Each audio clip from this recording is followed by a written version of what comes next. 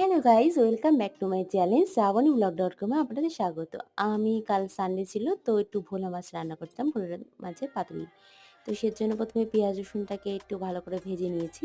তার মধ্যে কিছুটা টমেটো দিয়ে ভাজছিলাম। এদিকে লঙ্কা, জিরে, আদা এগুলো একটুখানি রেখে দিয়েছিলাম পাশে। তো তার মধ্যে একটু হলুদ আর নুনও দেওয়া ছিল। এবার ভালো করে টমেটোটা এর সাথে ভেজে নিয়ে তারপর একটুখানি মশলাটা এর মধ্যে দিয়ে দিয়েছি। দিয়ে ভালো করে কষিয়ে নিচ্ছিলাম। আর এদিকে তোমরা বলো আমার ভিডিওটা যদি তোমাদের ভালো লাগে লাইক, কমেন্ট, শেয়ার অবশ্যই করো। একবার বাড়িতে বানিয়ে দেখো, খুব সুন্দরই লাগে খেতে। আমি এমনিতেও ভোলা মাছটা খুব ভালো খাই।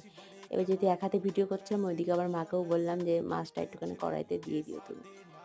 তো আমার ভিডিওতে যেখান থেকে দেখছো তোমরা আমাকে জানাবে, আমার চ্যানেলটা প্লিজ সাবস্ক্রাইব করবে। নামানোর আগে একটু ধনেপাতা দিয়েছিলাম।